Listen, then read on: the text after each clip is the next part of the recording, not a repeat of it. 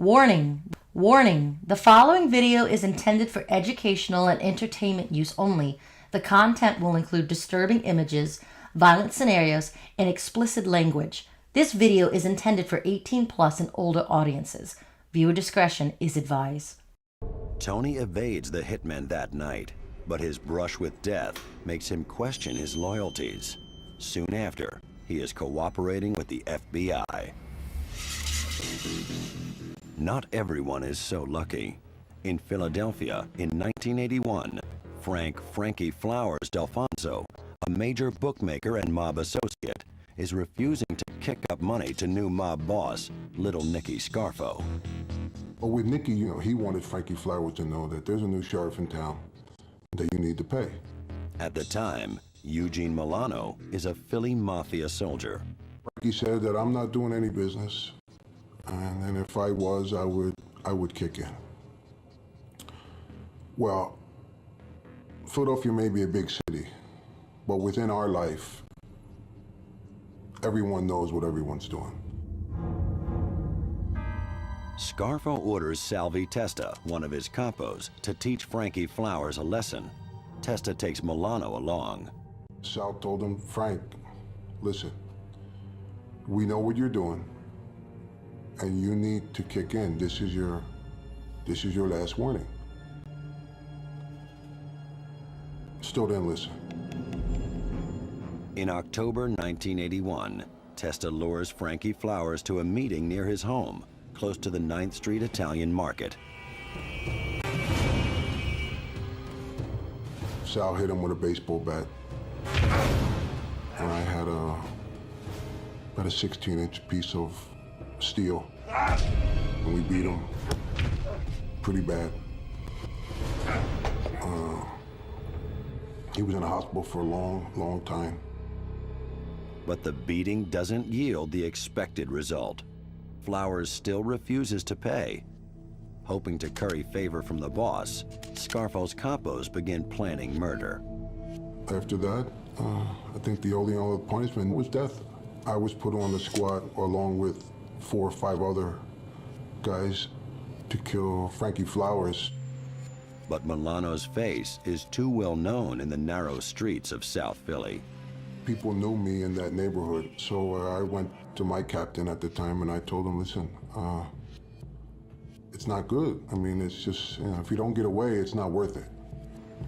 And they eventually took me off, and then the murder was carried out by some other individuals. Frankie Flowers Alfonso is eventually murdered in July 1985. 2 gunmen shoot him down outside a cigarette store in the heart of the Italian Market in broad daylight. Milano is jailed for conspiracy to murder in 1987. If you're in illegal business in South Philadelphia, you need to pay. Alfonso, 52, was listed in serious condition in Pennsylvania Hospital's neurointensive care unit last night, where he was taken after he was found huddled on a sidewalk near 10th and Christian Streets with $1,700 in his pocket. The apparent heir to Angelo Bruno's crime family was beaten so savagely, at first believed he might have been shot. A blunt instrument, possibly a crowbar, shattered bones beneath both of Alfonso's eyes, broke his left jaw, shattered his left kneecap, and broke 2 bones in his lower left leg. A puncture wound consistent with the type made by a crowbar was found also on his lower left leg. It required 64 stitches to close extensive head wounds Alfonso suffered in the beating, which police believe was meant only as a warning from other organized crime figures. They may have gone a little too far, one Philadelphia homicide detective said. In May, the Daily News identified Alfonso as Bruno's successor. Other papers have said the Philadelphia mob is being led by Nicodemo, Little Nicky Scarfo of Atlantic City. Alfonso is expected to survive the assault, but may require surgery, a hospital spokesman said. Police said Alfonso's beating followed a dinner engagement with former disc jockey Jerry Blavitt at Dante's and Luigi's restaurant, 762 South 10th Street. It was while dining with Blavitt last May 27th that reputed mobster Steve Boris was shot to death. Here's the story of Philip Leonetti on Frankie Flowers' assault. A few characters I want to show you, just curious to know what kind of reaction we're going to get. What do you think about when you see his picture here? Frankie Flowers, the Alfonso. Okay, now Frankie Flowers and my uncle gave him a lot of chances. You know, he had the closed circuit TV with the boxing and made a ton of money, and my uncle wanted his end, you know. And he kept telling him, and he wouldn't do it. He wouldn't pay. He wouldn't do it. He wouldn't pay.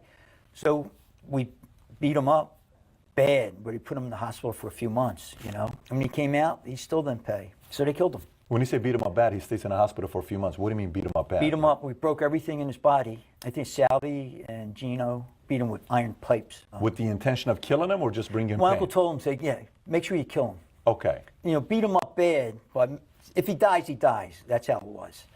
But he lived, and when he woke up, he said he thought he got hit by a truck. Naturally, he didn't say anything. Why do you think he didn't still come and say, okay, let me work with you? I guess he wanted the money. I don't know. He didn't want to give up his money. Yeah. Interesting. So as you heard, we showed you the Philadelphia Daily News narrated, and we've also covered Philip Leonetti's interview from Patrick Bet-David on Value Entertainment. Now we'll be reading you from Philip Leonetti's own source material called Mafia Prints, which he co-authored with Scott Bernstein. Now, according to Mafia Prints, here's what we have regarding this story. 3 weeks after the Calabrese killing, little Nicky Scarfo turned his attention on an aging mob associate named Frankie Flowers Alfonso. Frankie Flowers wasn't a made guy. He was associated, and he made a ton of money with Ange, referring to Angelo Bruno. They were involved in a lot of things together, both illegal and legal stuff. So when my uncle, referring to Nicky Scarfo, becomes boss, he sends for Flowers and the guy doesn't come in. So my uncle tells Salvi, referring to Salvatore Testa, I want you to give him a beating. Don't kill him, but shake him up. Make sure he knows that it's a new regime and he's going to pay like everyone else. Scarfo knew that Alfonso was a huge earner, and Scarfo hoped that a beating at the hands of Salvi Testa would bring the old timer around. Salvi and Gino Milano, who was one of Salvi's guys, set up a meeting with Flowers, and he falls for it and is walking to the meeting, which he was going to take place on the street in the 9th Street Italian Market in South Philadelphia. He was walking. Salvi and Gino jumped out from behind a car. Salvi has a baseball bat and Gino has a steel bar. And they gave Flowers a beating. They tuned him up pretty good. When an ambulance crew found Alfonso, he was semi-conscious and bleeding in the street. At the hospital, it was determined that his skull had been fractured, his jaw had been broken, several bones in his face were broken, and one of his kneecaps had been shattered. Alfonso would spend the next month in a South Philadelphia hospital recuperating. By the time he was out, it was almost Christmas, and Philadelphia's new mob don, Nicky Scarfo, decided to throw himself a party. This is the portion that we will conclude from Mafia Prints, and we also want to make sure that it's full disclosure. The reason why we have to put alleged in the title involving Salvatore Testa and Gino Milano is because neither one of these men have ever been convicted for the brutal assault that occurred on Frankie Flowers in the year of 1981. Salvatore Testa will meet his untimely demise in 1984, and Gino Milano, as of this year, 2025, is still alive. Years later, after the 1981, Alfonso would lose his life a few years later, and so would Salvatore Testa. However, Salvatore Testa had already passed away for the brutal murder of Alfonso that occurred in the trial of 1988, where other fellow mob associates were convicted of the murder, and some will serve a life sentence in prison, and some are just being released in the recent years. Therefore, for our own safety and legal reasons, we will only put the term alleged, since we're only using the source materials to say why these two have been put in the public eye for the brutal assault of Frankie Flowers, Alfonso.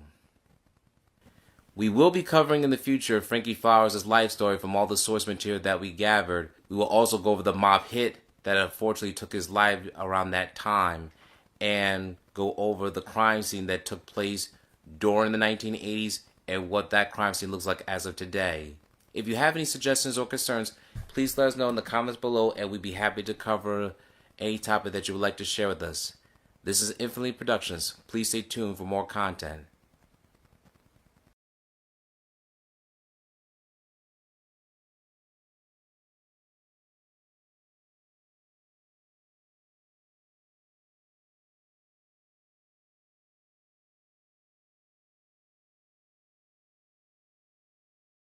Thank you for watching this video. Please subscribe to our channel and check out more of our content. Feel free to give your feedback and suggestions on what we should do next in the comments. This is Infinitely Productions. We love ya.